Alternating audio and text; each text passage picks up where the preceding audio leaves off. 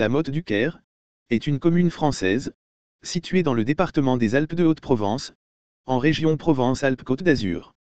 Ses habitants sont les Mottois. La commune est située aux confins des Alpes de Haute-Provence, à 25 km au nord-est de Sisteron, sur un terrain ondulé. Le lac de Seignon et deux sources s'y trouvent, une source sulfureuse et la source de la Béligue. Le territoire se situe en limite des Baronnies orientales, sur des formations calcaires provençales du Jurassique supérieur et du Crétacé inférieur, roches sédimentaires issues d'un ancien océan alpin, entre trois formations géologiques majeures des Alpes. La nappe de Digne à l'est, au niveau du lobe de Valavoir, il s'agit d'une nappe de charriage, c'est-à-dire d'une dalle épaisse de près de 5000 mètres qui s'est déplacée vers le sud-ouest durant l'Oligocène et la fin de la formation des Alpes. Les lobes, ou écailles, correspondent à la bordure découpée à l'ouest de la nappe, la faille de la Durance au sud-ouest, dans la vallée. Lors de la glaciation de Ris, la commune est presque entièrement recouverte par le glacier de la Durance, seuls les sommets, dont ceux de la montagne et de Jaligné, dépassant. Lors de la glaciation de Wurm, le glacier avance beaucoup moins loin, aux limites de la commune avec Melvé, à l'ouest. Aucune des 200 communes du département n'est en zone de risque sismique nul. Le canton de la Motte-du-Caire est en zone 1A, sismicité très faible mais non négligeable, selon la classification déterministe de 1991, basée sur les séismes historiques, et en zone 3, risque modéré, selon la classification probabiliste C8, de 2011. La commune de la Motte-du-Caire est également exposée à trois autres risques naturels, les feux de forêt, les inondations et les mouvements de terrain. La commune de la Motte-du-Caire n'est exposée à aucun des risques d'origine technologique recensés par la préfecture. Aucun plan de prévention des risques naturels prévisibles, PPR, n'existe pour la commune, et le DICRIM n'existe pas non plus. Le tremblement de terre le plus fortement ressenti dans la commune est celui de Laragne-Montéglin le 19 mai 1866, qui atteignit une intensité macrosismique ressentie de 7 sur l'échelle MSK, et fit quelques dégâts. Toponymie. La Motte-du-Caire se nomme en vivaro-alpin, la Motte-Adié-you-Caire, dans la norme classique, et la Mouto-du-Saïr, dans la norme mistralienne. Le nom du village, tel qu'il apparaît pour la première fois dans les textes en 1168, la Motte, fait référence à une colline, ou une construction au sommet d'une colline. La référence au village voisin, le Caire, est officialisée en 1988. Histoire. Des sépultures sous Tégulae, gallo-romaines, ont été découvertes sur la commune. Au Moyen Âge, le village était construit sur la rive gauche du Grand Vallon, avant de s'établir sur celle de droite. La localité apparaît pour la première fois dans les chartes en 1168, mais une motte castrale est élevée au XIe siècle. La communauté relevée de la baillie de Sisteron. L'église paroissiale a appartenu brièvement à l'abbaye Saint-Victor de Marseille avant de revenir au chapitre de Gap. La communauté relevée de la baillie de Sisteron. En 1300, une petite communauté juive était établie à la Motte-du-Caire.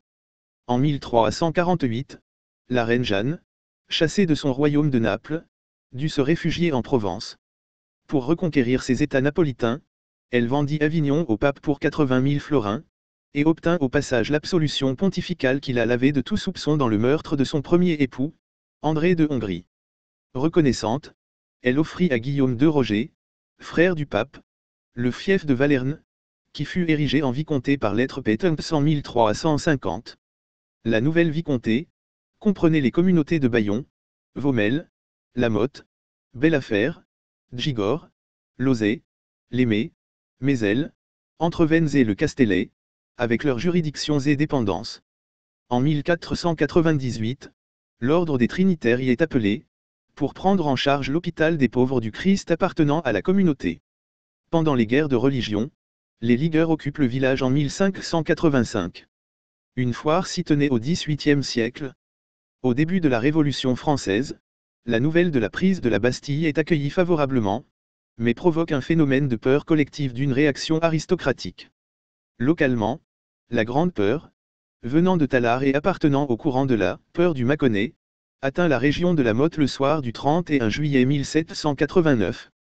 Les consuls de la communauté villageoise sont prévenus qu'une troupe de 5 à 6 000 brigands se dirige vers la Haute-Provence après avoir pillé le Dauphiné.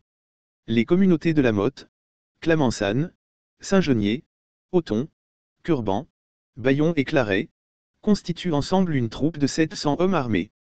Elles mettent le marquis-duc de Beaujeu à sa tête, qui décide de se porter au-devant du danger en allant surveiller les bacs sur la Durance. Dès le 2 août, l'affolement retombe, les faits divers à l'origine des rumeurs étant éclaircis. Mais un changement important a eu lieu, les communautés se sont armées, organisées pour se défendre et défendre leurs voisins. Un sentiment de solidarité est né à l'intérieur des communautés et entre communautés voisines, et les consuls décident de maintenir les gardes nationales. Aussitôt la peur retombée, les autorités recommandent toutefois de désarmer les ouvriers et les paysans sans terre, pour ne conserver que les propriétaires dans les gardes nationales. Les habitants de la commune créent leur société patriotique après la fin de 1792, et nommée Société de Frères Amis de la Liberté, Égalité, Fraternité et République puis, Société de Frères Amis de la Liberté, Égalité et République indivisible. Plus de la moitié de la population masculine la fréquente. Le couvent des Trinitaires est déclaré bien national et vendu à un particulier, qui le transforme en auberge, et utilise la chapelle Saint-Joseph comme écurie. Le coup d'État du 2 décembre 1851 commis par Louis-Napoléon Bonaparte contre la Deuxième République provoque un soulèvement armé dans les Basses-Alpes, en défense de la Constitution. Après l'échec de l'insurrection, une sévère répression poursuit ceux qui se sont levés pour défendre la République. 7 habitants de la Motte du Caire sont traduits devant la commission mixte, la peine la plus courante étant la déportation en Algérie. Comme de nombreuses communes du département, la Motte du Caire se soucie d'instruction primaire bien avant les lois Jules Ferry. En 1863, elle compte déjà une école de garçons, et une autre de filles, bien que la loi Fallou, 1851, n'impose l'ouverture d'une école de filles qu'aux communes de plus de 800 habitants. En juin 1940, quand l'Italie déclare la guerre à la France, les habitants de Saint-Paul-sur-Ubaye, qui vivent entre la ligne Maginot et la frontière sont évacués et relogés dans un premier temps à la Motte du Caire, avant d'être transportés en Lozère. Jusqu'au milieu du XXe siècle, la vigne était cultivée dans la commune, uniquement pour l'autoconsommation. Cette culture, qui s'était maintenue dans l'entre-deux-guerres mondiales malgré la crise phylloxérique, a depuis été abandonnée. La Motte du Caire fait partie, de 2008 à 2017, de la communauté de communes de la Motte du Caire, Turier, et à partir du 1er janvier 2017, de la communauté de communes Sisteronnet-Buèche. Lieux et monuments remarquables. Église de la Motte du Caire. Le monument aux morts est orné de statues de pleureurs en bronze. Le château de la Bastille-Neuve est du XIXe siècle, propriété privée. Dans la Grand-Rue, se trouve une maison dont l'encadrement de porte, arc en accolade à double gorge, surmonté d'une fenêtre à accolade également, date de la fin du Moyen Âge. La gendarmerie était autrefois installée dans une maison seigneuriale de ville, de la seconde moitié du XVIIIe siècle, avec portail immense à fronton ouvrant sur une petite cour. La porte d'entrée, d'aspect monumental, est cintrée et ornée de moulurations de style Louis XV. Le rocher qui parle à la Motte du Caire. L'église paroissiale, placée sous le patronage de Sainte Marie-Madeleine et de la Trinité, date de 1851. Elle remplace une église reconstruite en 1599, et conserve le clocher de l'ancienne église, construit en 1785, qui s'achève en pyramide flanquée de 4 pyramidions.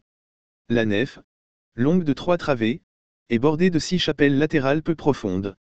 Dans son mobilier, l'église conserve une déposition de croix du milieu du XVIIe siècle, classée monument historique au titre objet. Le bâtiment de l'ancien couvent des Trinitaires subsiste au village, signalé par la date 1682 sur les pierres de la porte. Les rues étroites et pentues, la rue Cascu. Le sentier des Comtes, ou la route des rochers qui parlent.